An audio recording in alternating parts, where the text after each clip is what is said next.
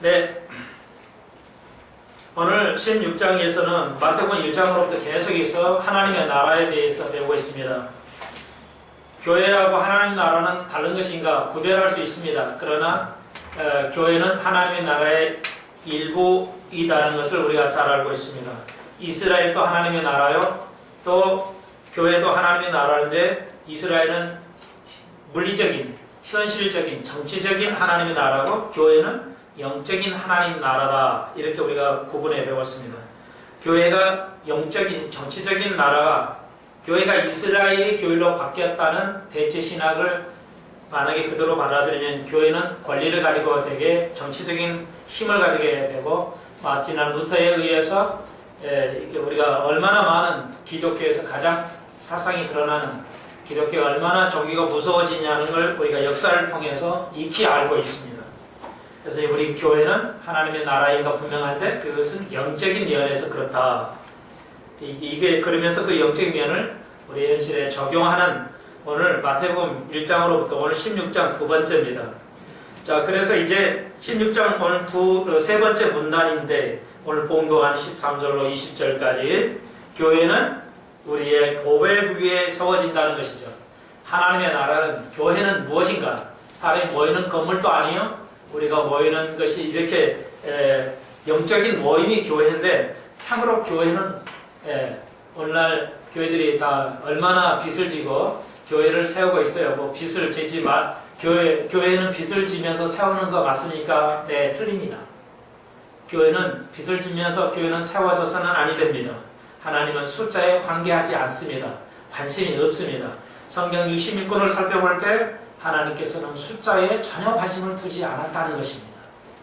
예, 단연코 신약 구약에서 하나님 우리의 성도의 거룩한 삶에 관심이 있다는 것을 배웁니다.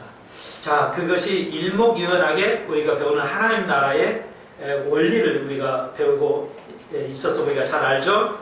자, 그래서 오늘 16장 13절에서 그러면 교회는 하나님 나라, 교회는 고백 위에 세워진다는 것은 무엇인가? 오늘 간단히 살펴보겠습니다. 자, 그래서 이제 하나님께서 여러 가지 제자를 가리키시면서 하나님 나라를 선포하셨어요. 기적을 행하셨어요. 자, 그랬더니 이제 예수님께서 가이사르 빌립보, 요즘 유대에 보면 지도를 보시면 제일 가에 지중해 바닷가에 아주 멋있게 만들어져 있는 곳인데 지금 많이 폐허가 돼가지고 돼 있죠. 그 흔적들만 남아 있다는데 그 아름다운 지방에 그 아주 멋있게 돼 있는 오늘 아침에 또 교회 나오는데 치원이가 자랑 삼아서 아빠 오늘 이거 좀 볼래요? 처음으로 그냥 홍콩, 마카오 멋있는 거 보여주더라고요. 바닷가에 있는 마카오인데 좀 가볼 만해요. 이런 데 한번 다녀오시면 좋겠네요. 자, 그래서 속으로는 별로 관심이 없는데 보라는지 할지 안 보면 또 안 되잖아요. 뭐야 이거 이렇게 아주 멋있어요. 아마 가이사라 빌립보가 그랬을 거예요. 지중해 해안에 그 화려한 그 장소를 지나면서 예수님께서 제자들에게 하여튼 이 가이사라 빌립보에 의해서 말했다. 그러면 무슨 관계가 있어요. 예. 그래서 그 홍콩 그 작은 나라도 말이죠. 나라거든요. 근데 뭐 100층이 넘는 게 뭐 3개나 있대요. 건물이 너무 화려하게 이렇게 있다고 해요. 그러니까 아주 뭐 금으로도 만들어서 해서 세계 관광객들이 몰리고 그런데 이 가이사랴 빌립보도 그 당시는 너무 해변가에 막 건물을 아름답게 지어가지고 이렇게 찬란한 문화를 가지고 있는 거예요. 주님께서 또 딱 거기 가셔서 하는 말씀이 뭐예요? 그런 거 신상 멋있는 거, 그 경치, 그 건물, 그 시대에 만들어 놓은 건물 그걸 잘 보면서 그곳에서 예수님이 물어보십니다. 세상 사람들이 나를 무엇이라 하더냐? 그러니까 제자들이 오늘 봉독한 대로 세례 요한입니다. 엘리야이고요. 어떤 이는 에레미야라 합니다. 이게 무슨 의미냐면 풀어서 말하면 그리고 이제 예수님께서 그러면 너희들은 나를 누구라고 이해하느냐? 베드로가 대답을 가라사대 주는 그리스도요 살아계신 하나님의 아들이다. 하나님은 그 베드로의 기가 막힌 고백을 하게 되죠. 그리고 온 제자들이 오늘 제목처럼 교회는 고백 위에 세워지는 것입니다. 다른 것이 아니에요. 그러면 세례 요한과 엘리야와 에레미야는 무엇인데 제자들은 시몬 베드로는 저는 그리스도의 하나님의 아들이라는 고백에 세워질까요? 이 세 가지는 무엇이고 이게 힌트인데요. 교회는 세례 요한처럼 이렇게 어떤 이렇게 세례 요한의 선지자 같은 이렇게 선지자와 같은 그런 역할을 한다는 것이죠. 다시 말해서 세상을 비판하고 세상을 책망하고 그러니까 온 백성이 세례 요한을 존경했죠. 왜? 자기는 그 제사장의 가문이거든요. 레위우선이에요. 세례 요한은. 여전히 몇 천 년 동안 그 가문이 변하지 않고 있다는 건 지구상에서 존재하지 않아요. 우리는 단군 후손이라 말만 하지만 우리가 누군지 몰라요. 우리 조상이 누군지 몰라요. 그냥 손씨라는 것만 알지 알 수가 없어요. 그런데 몇천 년이 지나왔어도 세례 요한은 레위의 후손이에요. 그래서 그런 제사장의 이권을 성전을 섬겨야 되는데 세상에 나가서 광야에서 외칩니다. 아주 살벌하게 그 지도 타락한 것에 대해서 가르쳐요. 선지적인 그런 설교를 했다는 것이죠. 온 백성이 존경을 했어요. 그거 다 버리고 그 좋은 거 영화 버리고 나와서 광야에 외치는 소리가 정말 그런 게 교회 아니야? 진짜 세상을 향해서 책망하고 말이야. 이렇게 멋있는 말을 해야 정말 지도자 아니야? 리더십 있는 교회 아니야? 비전 있는 교회 아니야? 뭐 틀렸다는 얘기가 아닙니다. 세례 요한 같은 교회가 잘못됐다는 거 아니에요. 그러니까 진짜 핵심은 뭐냐 이게요. 그러니까 지금 예수님께서 물어보시는 것은 핵심이에요. 하나님의 나라, 교회의 본질, 핵은 뭐냐? 심정이 뭐냐? 그 원리는 뭐냐? 이걸 말해요. 그 가지치기 말고 그 본질이 뭐냐? 이걸 지금 물어보시려고 하는 거예요. 그러니까 교회가 이거 필요해요. 세례 요한 같은 교회 필요해요. 세상을 향해서 말해야 돼요. 그런데 요즘 교회가 뭐예요? 권력에 맞설 봐가지고 세상을 향해서 세례 요한 같은 역할도 안 해요. 그러면 교회가 시몬 베드로 같이 그리스도의 하나님의 아들이라고 그렇게 말하는 것인가? 말 안 한다는 말은 안 해요. 해요. 그런데 뭐가 다른 거야? 이제 좀 살펴보겠어요. 그러니까 조금 과장해서 말하면 그래 세례 요한 같은 세상을 향해서 정말 올바른 소리 하는 거 세상살이 박수치죠. 근데 왜 세상살이 오늘날 교회를 향해서 기독교라고 하는 기독교라고 그런 식으로 비웃음을 할까요? 교회가 세례 요한처럼 말을 안 한다는 거죠. 다 들어요. 다듬어요. 왜? 우리가 그런 문제를 스스로 안고 있기 때문에 말을 못해요. 그리고 그렇게 말하는 것을 잘못돼야 비판적이야. 비판적 시기로 보면 돼? 이렇게 매도를 하는 거예요. 세례 요한을 아주 매도하고 예수 그리스도에게 도전하는 거예요. 나는 그 선목사한테 도전한 게 아니라고 봅니다. 예수님에게 도전하는 거라고 하죠. 그리고 어떤 이는 엘리야야. 그렇지. 엘리야지 기적을 행하는 거야. 불을 내리기도 하고 그냥 없애버리기도 하는 거야.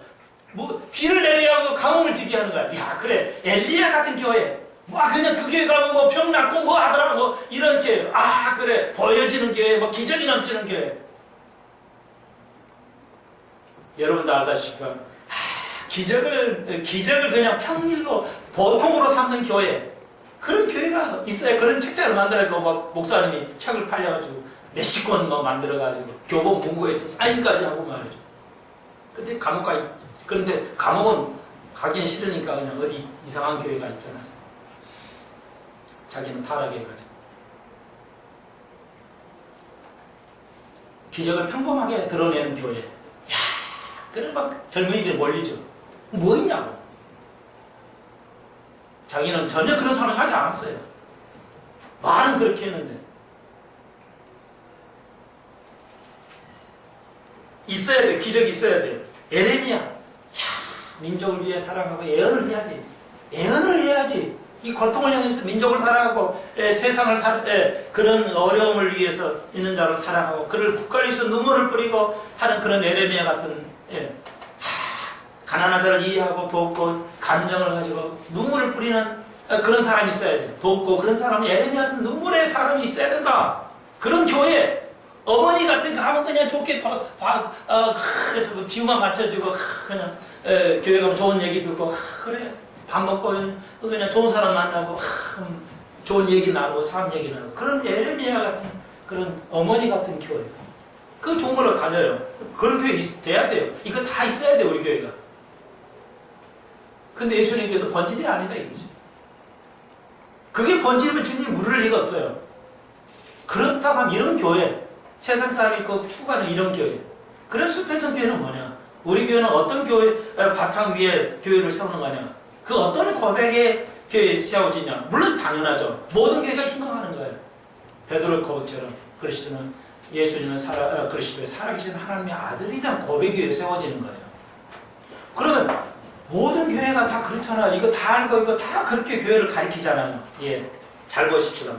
그러니까 너는 그렇다면 이건 번질이 아닌데 말이야. 이건 가지치기야. 진짜 번질, 핵심은 뭐냐? 니는 나를 누구라고 생각해? 그러니까 베드로가 여시 저는 그리스도요 살아계신 하나님의 아들이다.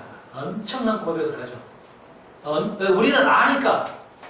그 시대는 다 모르는데, 이대의 백성이 다 모르는데, 그리스도는 모르는데, 하나님의 신성도 모르고, 메시아라는 걸 모르는데, 베드로는 알고 있어요. 메시아라는 걸 알고 있어요. 메시아라는 것을. 그 하나님의 아들 신성이라는 걸 알 수 있어요. 벌써 알았어요. 그러면 한국 교회가 다 알잖아요. 베드로 고백처럼 다 모르니까 예수를 다 아는데요. 자, 여기에 약간의 차이가 있어요. 한국 교회하고 우리 숲에서 교회의 차이라면 무엇이냐면, 우리 교회가 늘 그러죠. 하나님을 알아가는 겁니다.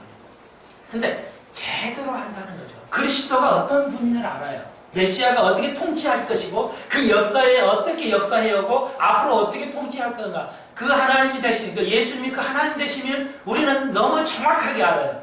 그런데 오늘날 많은 교회가 뭐예요? 그리스도 오심에 대해서 관심 없어요. 가르치지 않습니다. 그러니까 교회를 몰라요. 이 하나님에 대해서 그 교회의 본질에 대해서 하나님의 말씀을 배우지 않아요. 대충 읽기니까 그냥 뭐예요? 몰라요. 단편적인 거 알아요. 우리를 구원하신 거. 그런데 여러분이 배워보시니까 아시겠죠? 그런 뭐예요? 그런 고백이 있는데 어떤 고백이냐?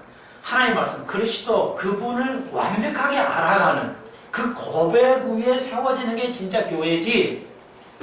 이런 앞에 세 가지 형태의 유행의 교회가 참 교회는 아니라는 것입니다. 그러니까 많이 모이고 그냥 즐거움이 있는 그런 교회 말고 바로 베드로가 그 시대에서 알았듯이 우리가 그 시대 예수님을 정확하게 알아야 된다는 거죠. 우리가 예수님을 얼마나 아는 거예요. 예, 요즘의 현대 교회들이 예수님에 대해서 얼마 아느냐예요. 성경에 대해서 얼마 아느냐. 단편적인 건 알아요. 그런데 안에 들어가면 모른다는 것입니다. 성경을 모른다는 겁니다. 그러니까 말은 그렇게 하는데 그리스도가 무엇이고 그가 어떻게 역사하는 것을 우리가 모른다는 겁니다. 그래서 우리가 사사기도 아주 역사서를 자세히 그리스도가 어떻게 역사를 우리 해와셨고 앞으로 어떻게 해갈 거. 예를 들어 무천령 같이 성경 전체를 파괴하는 여러분이 그래서 예국의 그런 사이트를 보시면 유튜브 같은데 컴에서 보시면은 그래서 무천령은 이단이라고 가리킵니다. 나만 가리키는 게 아니라 무천령은 이단이라고 그 인터넷에 있는 모든 그 지지하는 학자들은 우리나라는 그렇게 안 해요 감히. 근데 미국은 해요. 그게 기독교의 이단이라 이렇게 가리킵니다. 그래서 저도 말을 못했다가 외국에 그래도 깨어있는 목사님들이 그렇게 말씀하시니까 저도 그렇게 힘을 얻어가지고 합니다.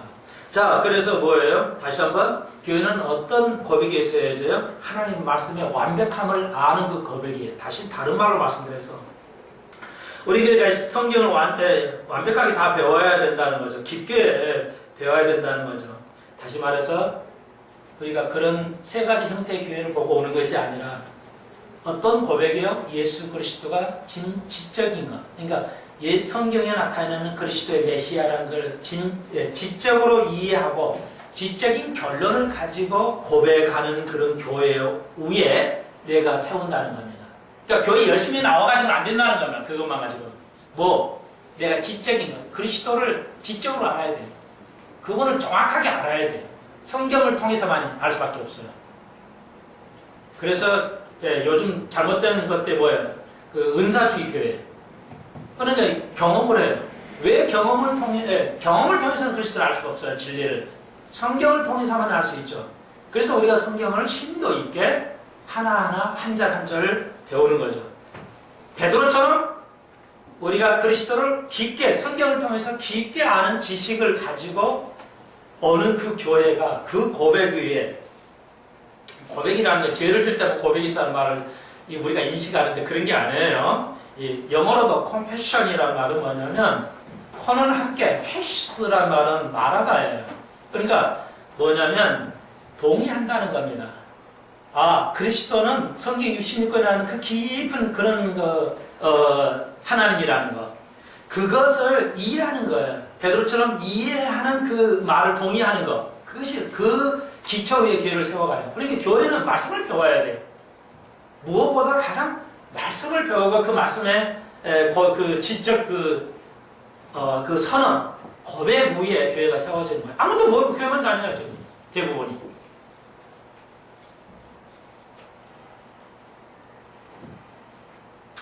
자, 그러니까 말만, 예수 그리스도 하나님 고백.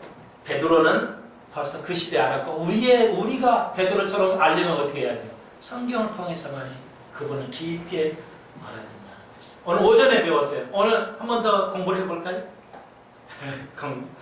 여러분 이제 집에 가서 공부를 하시겠죠. 아, 그래. 오전에 사사기를 통해서 여호수아에서 나타나는 것. 유다가 이렇게 엄청난, 그래서 여호수아 15장에서 왜 이렇게 유다가 엄청나게 제일 많이 그의 후손들이 기록이 되어 있냐. 성경에 들어갈 정도라면 얼마나 거기에 이 하나님의 책에 들어간다는 거.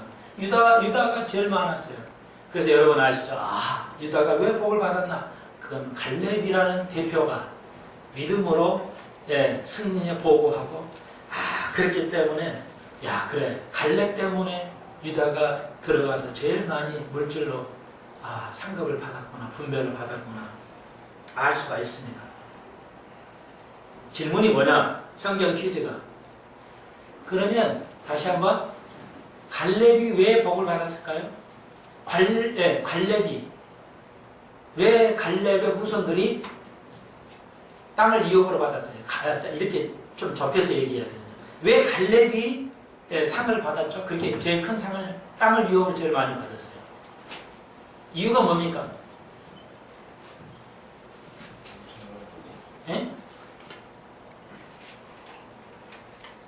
성경이 있어요. 그대로 여호수아서에 있어요. 왜 갈렙이 그런 복을 누렸을까요?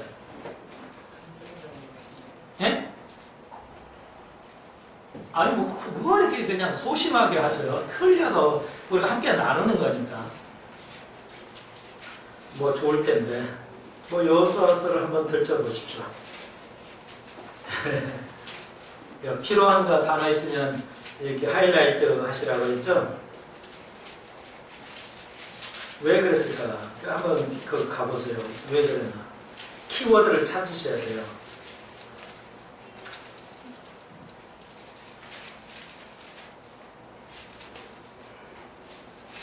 (14장부터) (19장이죠) 키워드가 뭐야? 14장에서부터 14장이 답이 있는데요. 갈렙이 그렇게 복을 받은 것, 갈렙의 후손이 복을 받은 것, 갈렙 때문이에요. 근데 갈렙 때문인데, 그럼 갈렙이 뭘 어떻게 했길래 헤브론 땅을 여기 14장에 보니까 뭐예요? 키워드가 산지를 나게 해달라. 오케이. 또 충성? 요 말에 충성은 없는데. 그냥 충성. 더 정확하면 성경에 있는 말 그대로 하시죠. 순종. 좋아요. 순종. 추측을 하지 마시고 단어를 여기 있는 단어를 찾으시라는 겁니다. 그렇게 공부하시면 안 돼요. 다 맞아요. 그러니까 이제 그 공부하실 때 성경을 이렇게 제가 질문하실 때 그 성경에 있는 단어를 그대로 쓰셔야 돼요. 추측해서 답을 얻으시면 다 맞아요. 근데 그렇게 하시면 안 돼요.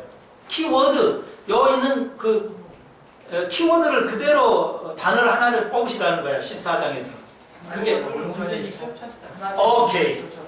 그렇죠. 이제 답이 나왔어요. 예. 두 가지 답이 나왔어요. 여기 보니까 8절에 온전케, 그러죠? 9절에 온전케 계속 나오잖아요. 14절에 온전케 뭐 이렇게 나오죠. 키워드가 온전이죠. 자, 그러니까 추측으로 해서 답을 맞히시면 안 돼요. 그러시면 넓어져요. 너무 다 맞아져요. 핵심이 안 맞거든요. 그러니까 여러분의 주관의 생각을 넣지 마세요. 그러니까 굉장히 이제 주관이 강하신 분들은 답을 써도 그렇게 하거든. 아이들도 자기 주관으로 답을 써버려요. 객관적으로 하셔야 돼요. 자, 그러니까 14장에서 갈렙이 완전하게 온전하게 주를 쫓았다는 겁니다. 적당한이 아니에요. 온전하게 쫓았기 때문에 복을 누려요. 여호수아서를 우리가 계속 복습을 합니다. 배우지는 않았지만 뭐예요? 온전하게 쫓았기 때문에 복을 누려요. 온전의 키워드를 두셔야 돼요. 대충 적당한 인선이 아니에요. 자, 그리고 또 나왔죠. 아까 뭐라 그랬죠? 또 한 가지가 복을 누른 것이 뭐라고 답을 했죠? 온전한 것. 또 한 가지는 산지를 달라. 아, 예. 이 산지를 달라 했기 때문에 복을 누린다. 예, 이제 그거는 해석을 제가 해야 되겠네요. 집사람이 나와서 할 수도 없는 노릇이고. 자, 2장 나왔으니까 또 한 가지는 뭐냐? 산지를 달라 했다는 겁니다. 언제? 몇 살 때요? 40세. 예? 40세는 가네아 베다에서 정탐 갈 때 40세라고 그랬죠? 그때는 내가 40세였어. 이렇게. 그리고 산지를 달라 할 때는 85세인데요. 85세.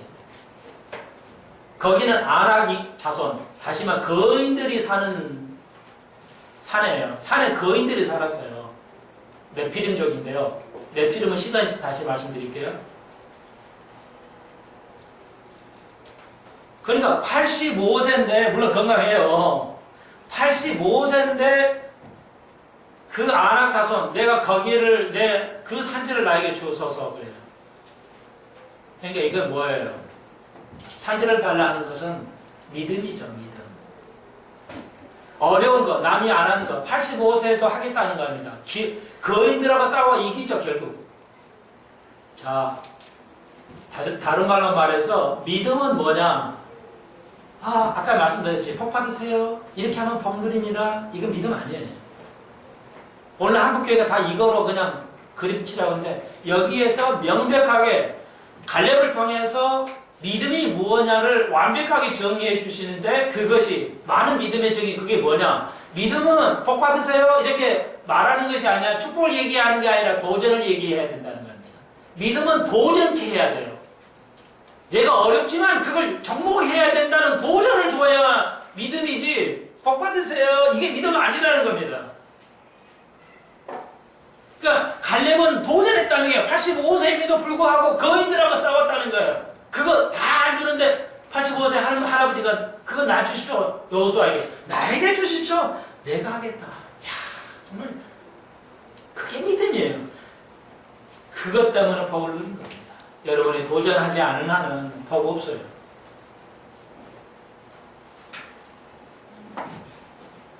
이거 굉장히 중요한 겁니다. 구원하고 그건 우리가 다음 시간에 사사기 1장이 또 나오기 때문에 보충해서 다시 또 곁들여서 공부하도록 하고요. 자, 우리가 이제 마태복음 11장이 다시 들어옵니다.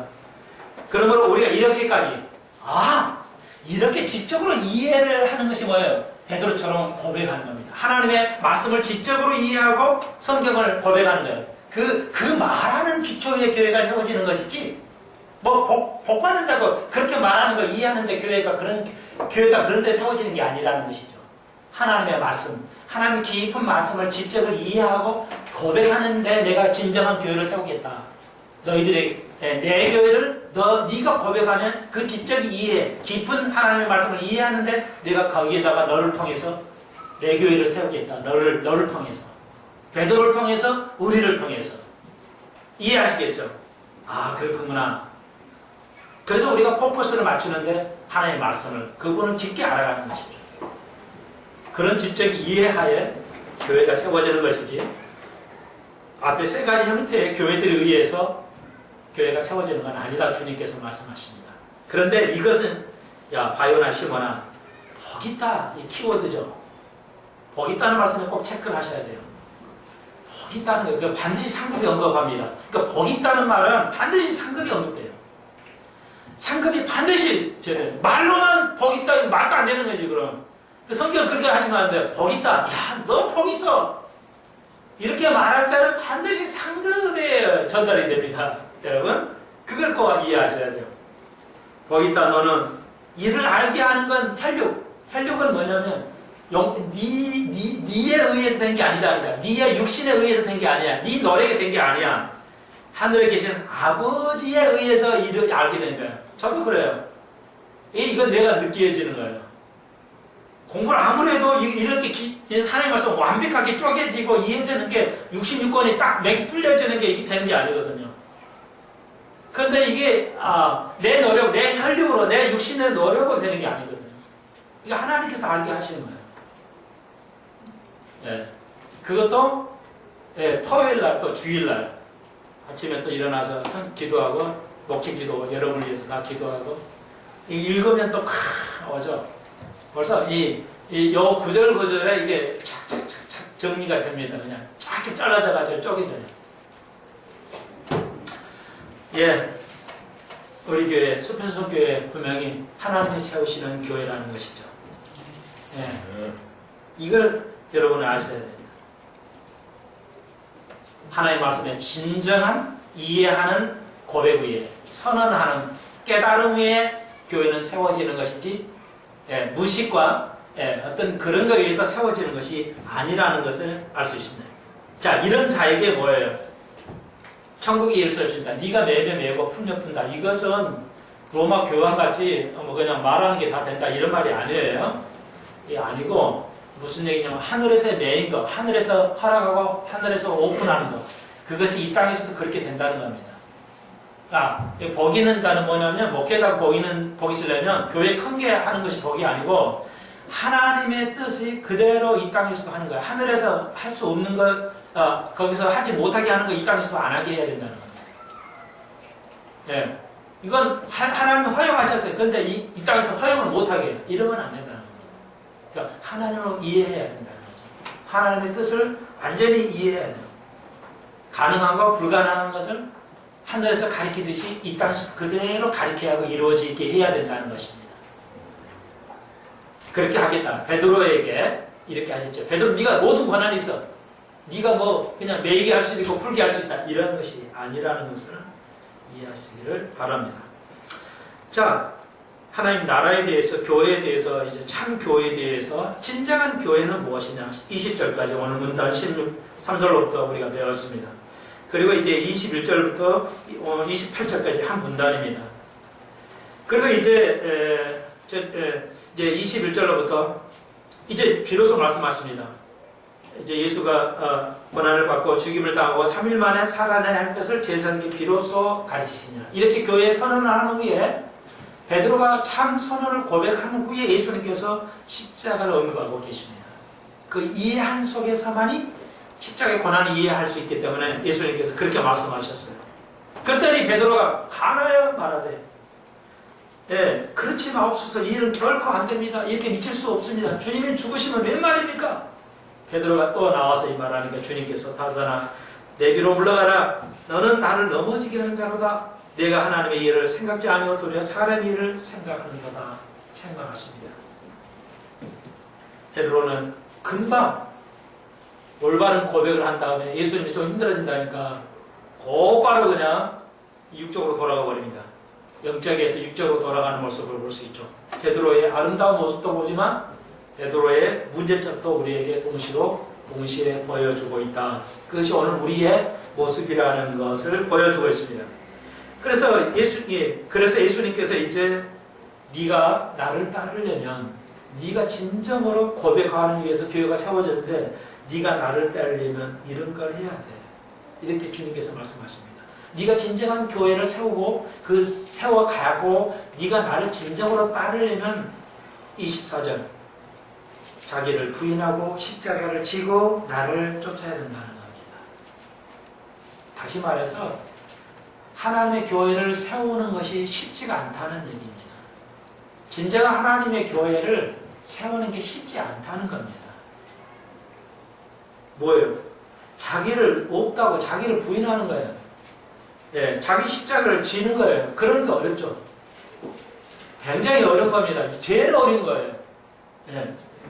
여러분, 내 성격을 부인해야 돼요. 예, 내 성격을 부인해야 돼요. 내 욕망도 부인해야 돼요.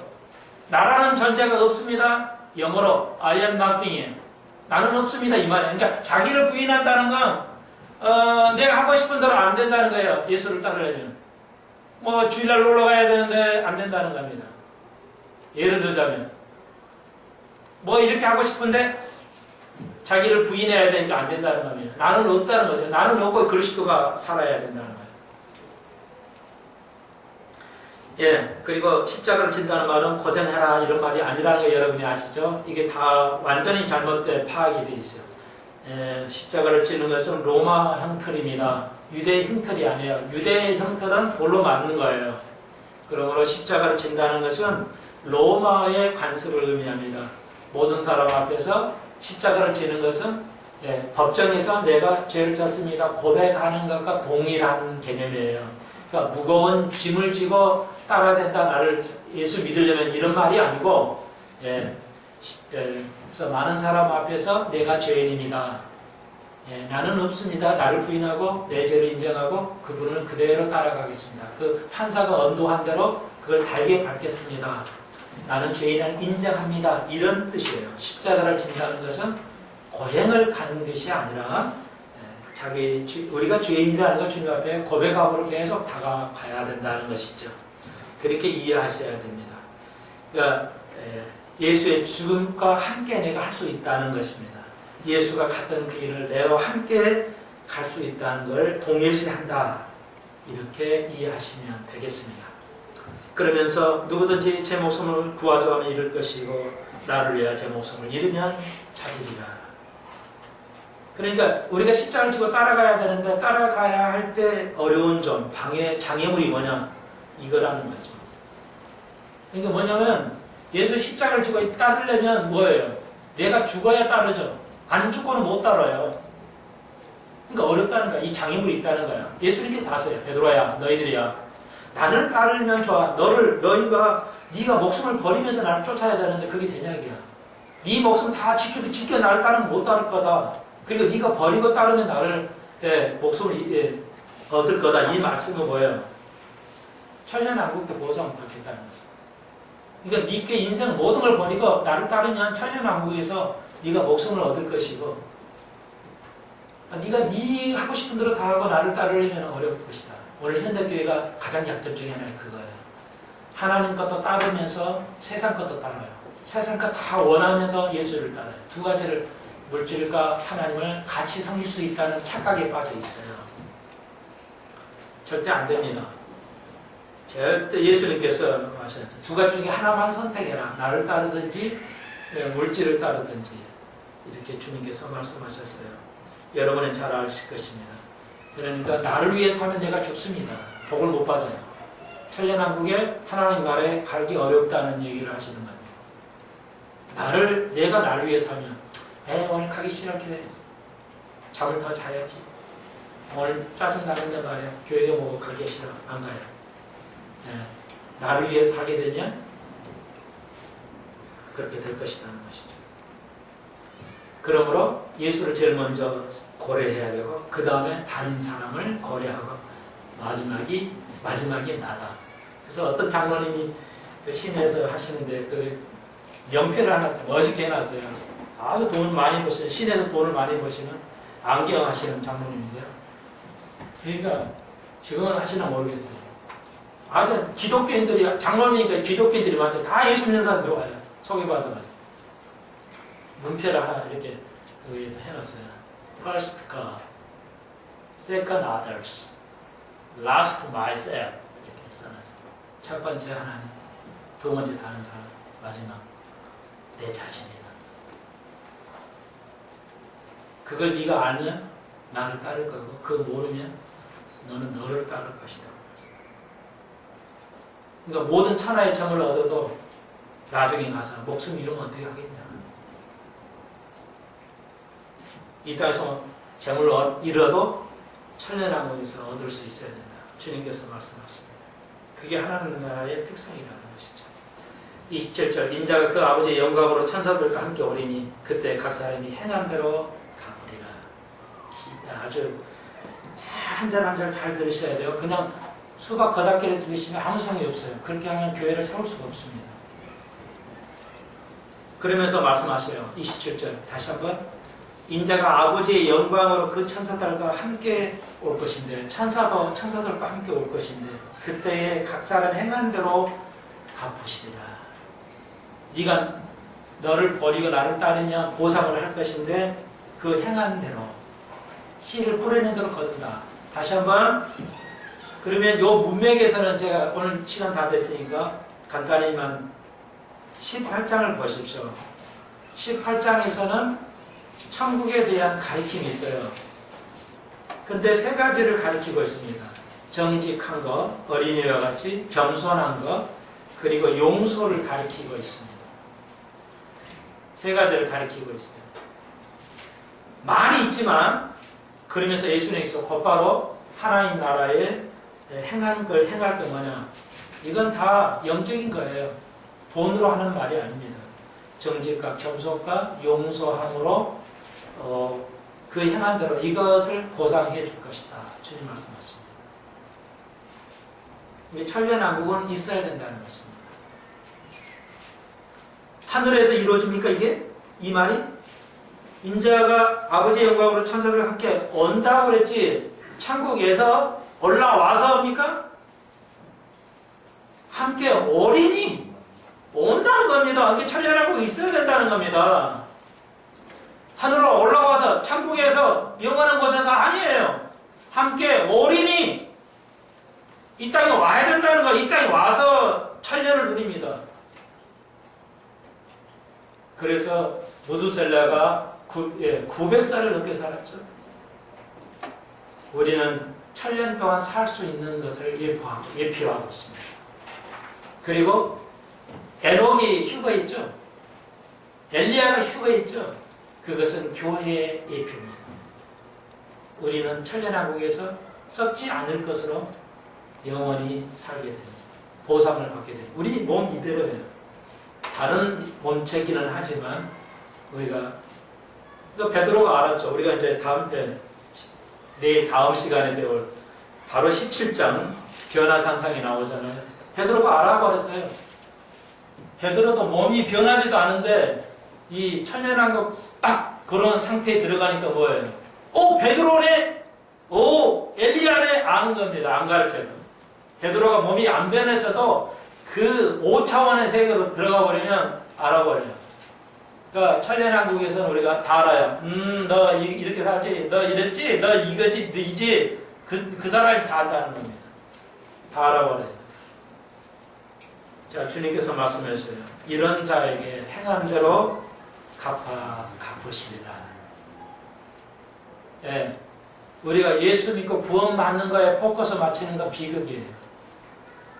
이건 아니에요. 그것이 아니라고. 28절 진실로 너에게 이르노니 여기 섰는 자 중에 죽기 전에 인자가 왕권을 가지고 오는 것을 볼 자도 있다. 안 하는데요? 예수님 시대 때 예수님 제자들이 예수님이 죽고 다 죽었는데요? 이거 굉장히 어려운데 이것은요 17장의 변화산상을 의미해요. 그러니까 변화산상에 변화되는 것을 때 제자들이 살아있을 것이라는 거죠. 근데 왜 이게 왕권을 가지고 옵니까? 예표예요. 그러니까 천년왕국은 이 변화산상의 의미는 뭐예요? 천년왕국에 이루어질 것을 왕권을 가지고 올 것을 미리 세 제자에게 배워줘. 베드로하고 요한하고 야고보와 요한 세 제자들에게만.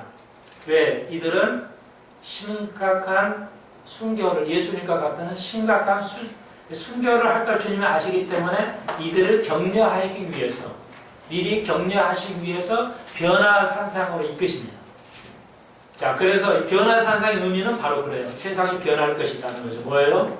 성가하게 함께 6,000년 동안 왔는데 주님 말씀대로 마지막 새천년에는 선과 악이 완전히 분리되는 선만이 있는 세상이 천년 동안 통치가 가능하다는 것을 보여줄 수 있는, 진리가 승리하는, 참 진리가 있다는 것을 증명해내는, 다시 말해서 타락 이전의 상태, 이걸 회복의 교리라고 그러죠. 그 회복의 교리가 성취돼야만 진리를, 그것이 없으면 진리 아닙니다.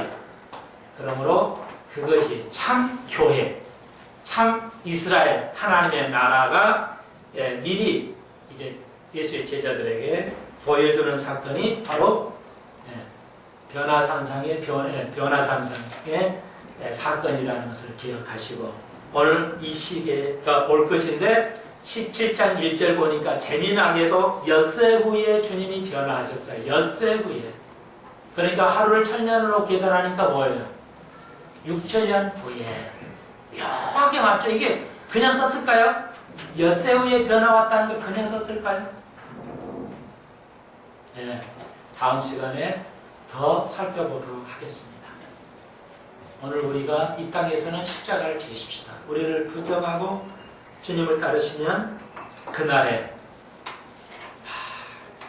100년이 아니고 1000년에 우리가 엄청난 기쁨을 누릴 줄로 믿습니다.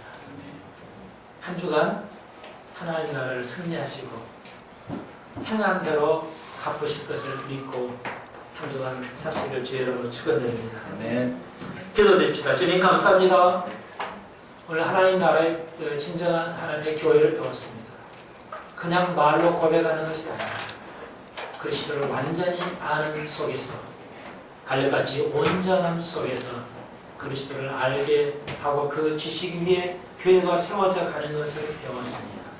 하나님, 그런 작은 교회들 다 되게 하여 주옵소서. 작은 예수가 다 되게 하여 주옵소서. 예수님의 이름으로 기도하옵나이다. 아멘.